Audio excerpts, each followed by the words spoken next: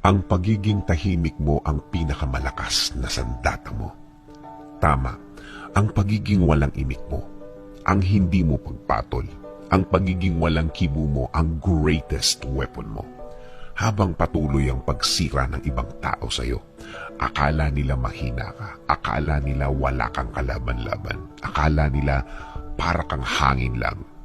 Kahit naman ang hangin kapag naipon, nagiging bagyo. Pero ang naipon mong lakas, sa iba mo gamitin. Gamitin mo ang naipon mong lakas sa diretsyong gawa, diretsyong trabaho. Yung nakafocus ka lang sa gagawin mo, yung nakatuon ka lang sa gusto mong plano na matagal nyo nang nabuo ng Diyos. Ayaw din kasi niyang nawawala ka sa focus. Gusto pa din niya na hindi ka mawawala sa focus. Hindi nawawala ang concentration.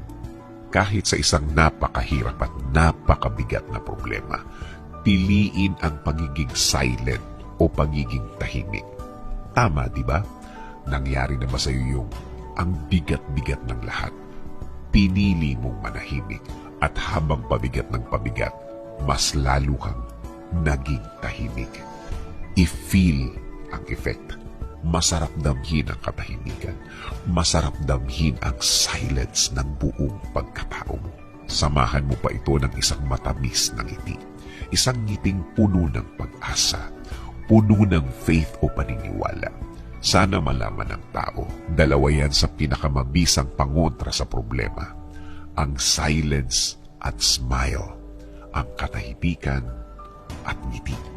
Naisip mo na ba ang isang buto kapag naitanim? Umuusbong ng tahimik habang palaki siya ng palaki. Tahimik pa din hanggang sa magkaroon ng mga dahon, mga tangkay, tahimik pa rin hanggang sa maging puno na malaki. Puno na matatag, walang nakakaalam na naging puno na siya. Complete silence pa din, nanahimik pa din. Katahimikan. Katahimikan ng buhay, katahimikan ng buong pagkatao, katahimikan sa harap ng problema. Payo ko, ituloy lang ang pagiging walang imik, ituloy lang ang pagiging walang sinasabi. Hayaan mong basahin nila ang katahimikan mo. Hayaan mong iba-ibang interpretasyon ang lumabas dahil sa pagiging tahimik mo. Let us pray. Lord, bigyan niyo po ako palagi ng katahimikan. Katahimikan ng puso, isip at buong pagkatao. Sa pananahimik kong ito, hindi po ako malakas. Inaamin ko po sa inyo, Panginoon. Ako po ay naghihina at alam ko po na kayo ang dapat kong kapitan. Alam kong kayo ang dapat kong paniwalaan na ang lahat ay magiging okay, ang lahat ay magiging maayos, ang lahat ay magiging tahimik. Kakapit pa rin ako sa inyong magandang plano. Kakapit pa rin ako sa inyong magandang bukas na pangako. Alam kong ang lahat ng oras na may problema ay mabilis na lilipas, mabilis na mawawala. Alam ko din, Lord, na hindi ibig sabihin na wala akong nakikitang nangyayari ay walang nangyayari. Alam kong inumpisahan niyo na akong tulungan sa ibang mga bahagi ng aking problema.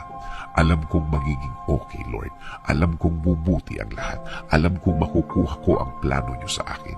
I-guide niyo po ako at ituro mo sa akin, Lord, ang tama at tahimik na paraan. In Jesus' name we pray. Amen.